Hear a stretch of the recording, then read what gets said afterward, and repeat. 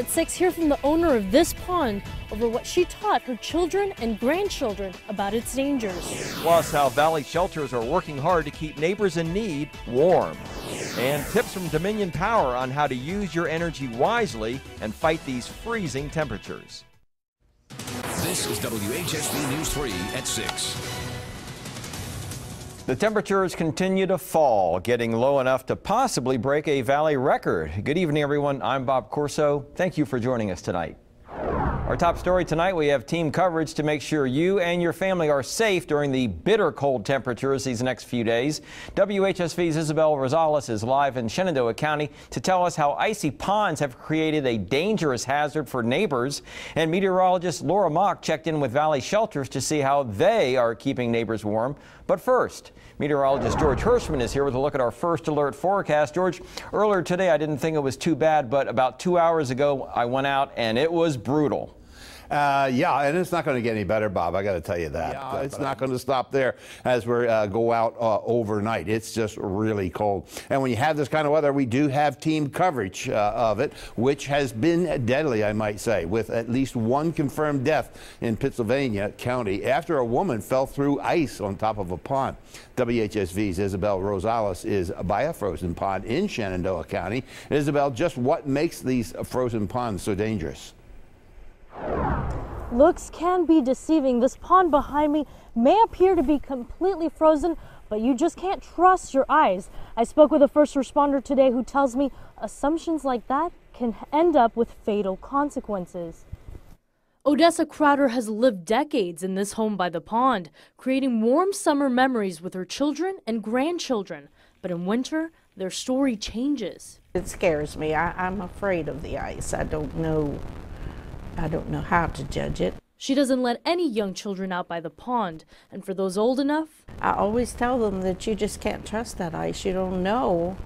They have to have somebody with them that knows. First responder Jordan Highland is trained in water rescue. His wetsuit protects him from the elements. Below that layer of ice is 32 to 35 degree frigid water. Within 15 minutes, anyone can go into hypothermia and fall unconscious. Highland has one piece of advice. Keep the kids and animals away from it. These things are extremely dangerous. Ultimately, keep people away from it, period.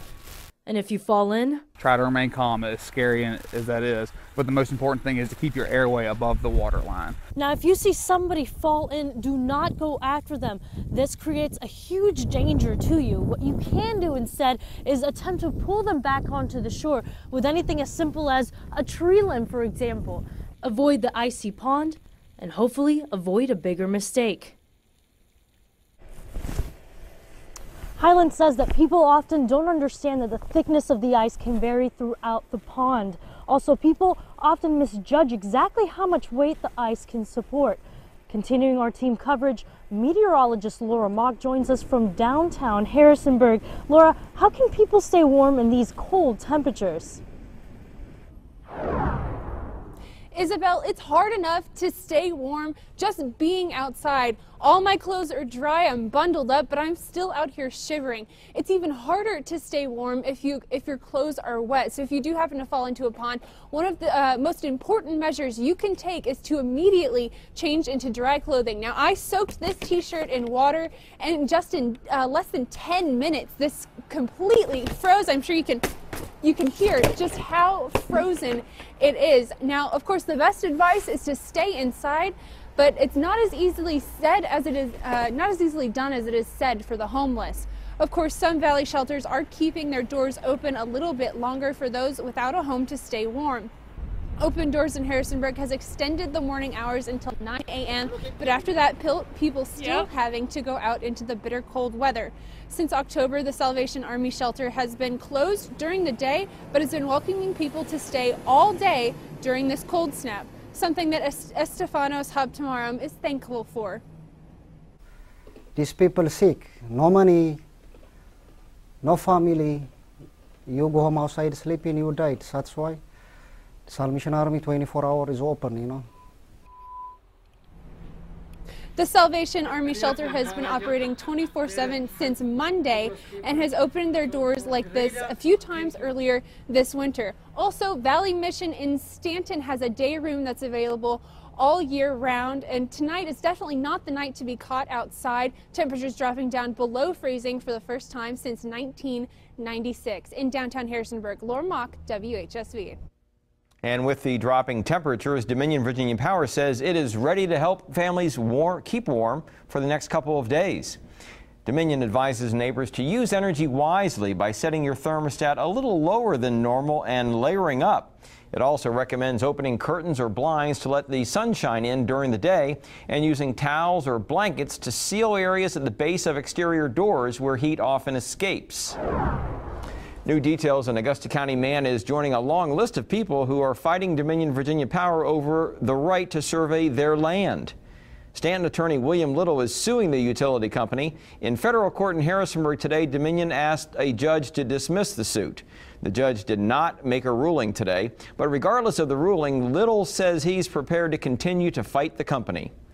Your money doesn't matter. You can't take my land, and I'm going to continue to fight no matter what.